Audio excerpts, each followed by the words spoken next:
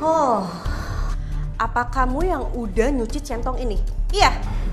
Maaf Bude, saya nggak tahu kalau centongnya nggak boleh dicuci. Mas, kamu tahu kan kejadian ini? Apa kamu pura-pura nggak tahu? Aku minta maaf. Waktu itu aku terlambat ngambil centongnya keburu dicuci sama Ningsih. Pantas aja rasanya aneh.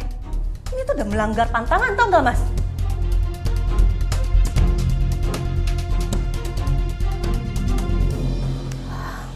Halo Mbah. Mbah, ada centong baru nggak?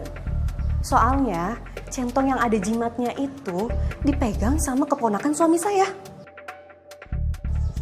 Nggak bisa. Jadi saya harus ngambil kain kafan baru di tengah malam. Dan jadi ke kuburan baru yang belum genap 7 hari. Baik, Mbah. Ningsih! Iya Bude. Ini karena ulah kamu harus tanggung jawab. Saya nggak mau tahu itu. Ternyata itu yang bikin warung soto Pak D dan Bude saya laris. Begitu dicuci, langsung sepi, Mbak. Astaga, ternyata pengaruhnya sedahsyat itu ya? Iya, Mbak. Karena melanggar, saya harus ambil pengganti jimatnya itu. Tengah malam, saya dipaksa ke kuburan, Mbak. Mbak, ke kuburan? Iya, Mbak. Bude, lepasin Bude. Aku nggak mau, Bude. Diam. Kamu tuh mau bikin saya jatuh miskin ya? Hah? Enggak. Bude, lepasin. Diam. Aku harus ngambil deh. Bu, udah Bu. Biar aku aja yang ambil. Ya, gak usah Ningsih, aku aja. Gak apa-apa. Mas jangan halangin saya. Dan Mas diam di rumah. Biar ini urusan aku. Ayo ikut saya. Dia mau. Padi. Padi tolong Padi.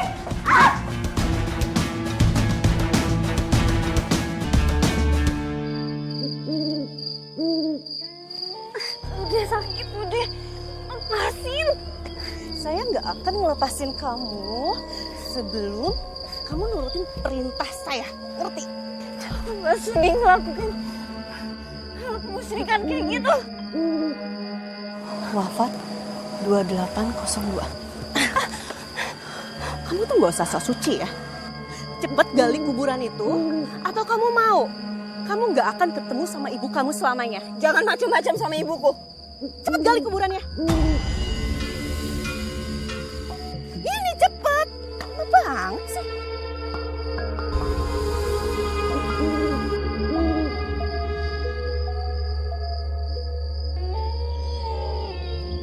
Cepetan dong Ningsih galinya.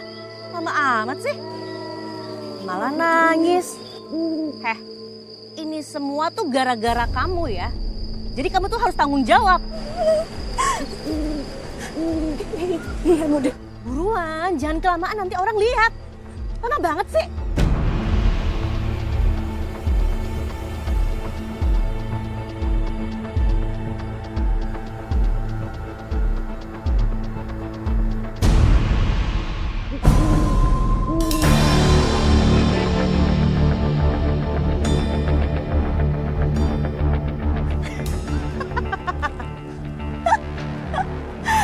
Akhirnya aku bisa mendapatkan kain kafan baru.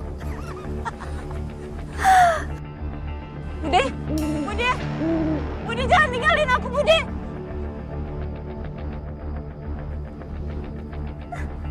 Bude.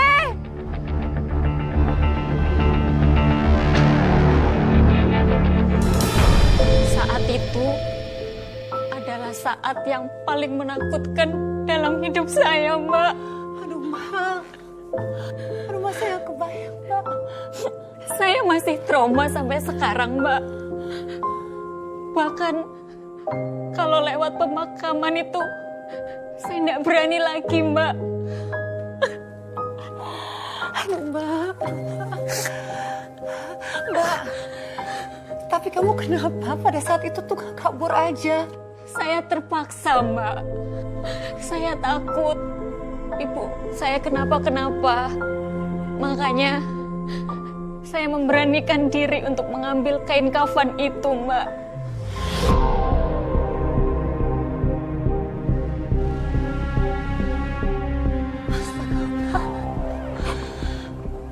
tetap melakukannya. Aduh, Mbak. Aku tuh gak bisa kebayang kamu tuh gimana perasaannya saat itu. Iya Mbak, saya cuma bisa mohon ampun kepada Allah Mbak untuk mengurangi semua dosa dalam hidup saya.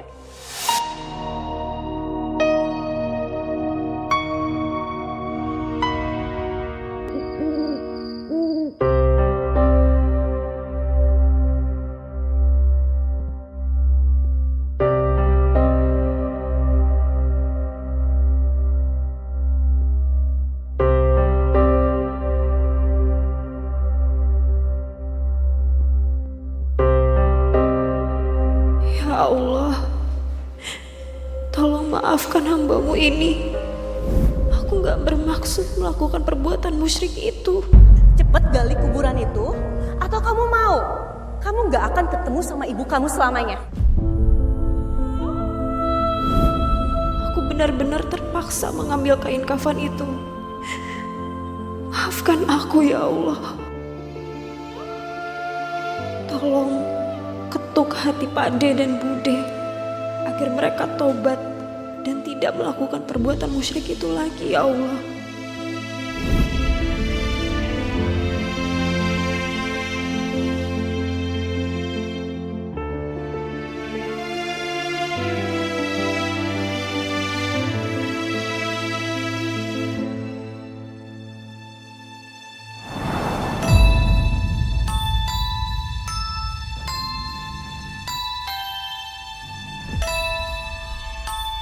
Kok lampunya kedap-kedip ya? Apa mau mati ya?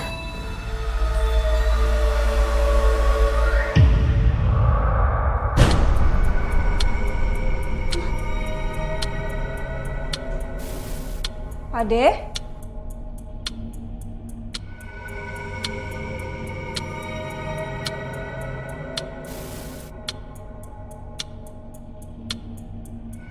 Bude?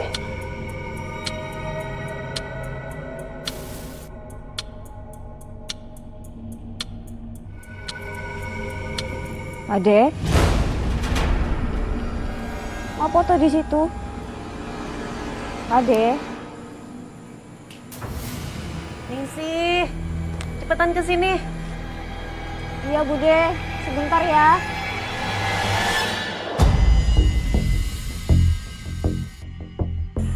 Kemana Pak Ade?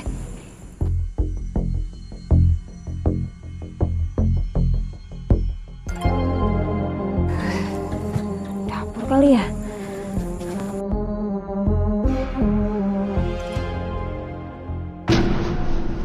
Bude? Ade?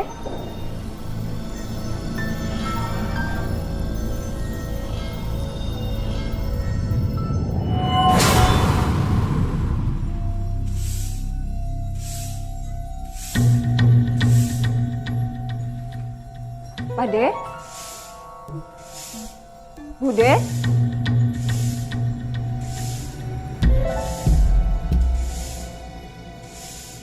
Bude?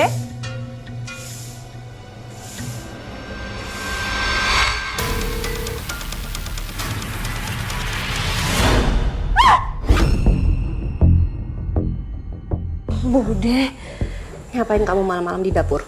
Tadi aku dengar suara dari arah sini, makanya aku kesini Bude.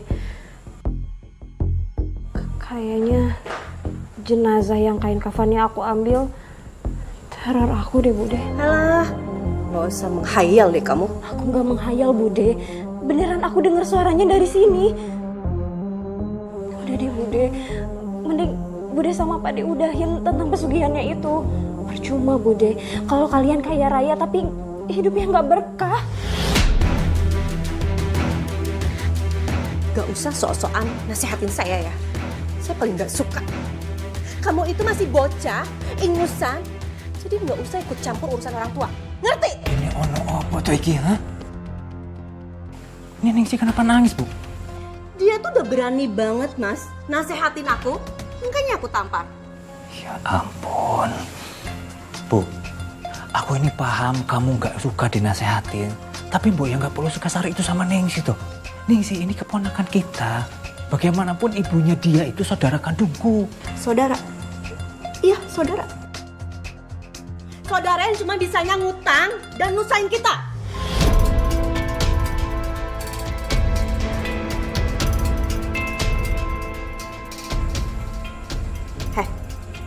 Ingat ya, duit nggak kenal saudara.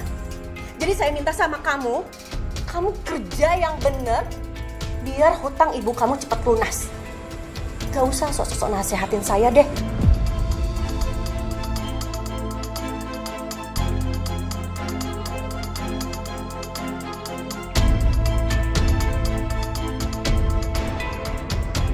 Sabar, ya. Saya sabar. Mungkin Bude ini lagi banyak pikiran, makanya dia semarah itu sama kamu. Ya. Bude marah sama aku gara-gara aku suruh dia untuk berhenti pesugihan, Pak De. Aku nggak mau kalian terus melakukan perbuatan musyrik seperti itu. Pak De tahu, Pak De paham niat baik kamu, Ningsi. Tapi ya mau gimana lagi, itu satu-satunya cara supaya dagangan kami ini laris. Kita masuk kamar sana.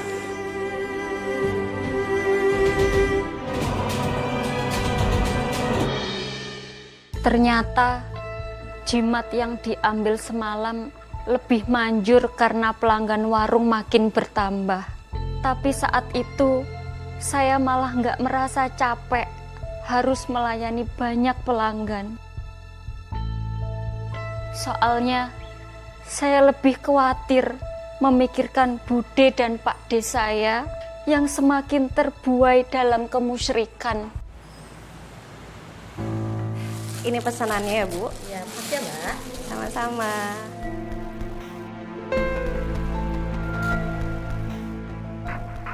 Selamat menikmati, Bu, Bapak.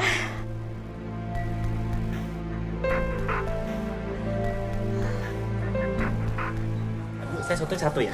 Oh ya, silakan. Biasa sotonya, Bu. Mari Pak, silakan.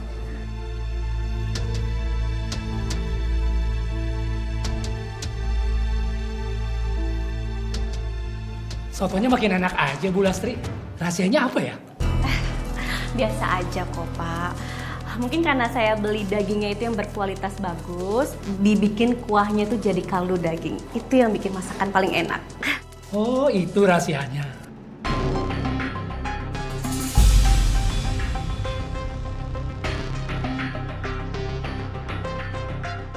Centongnya kok pakai kain ya, Pak?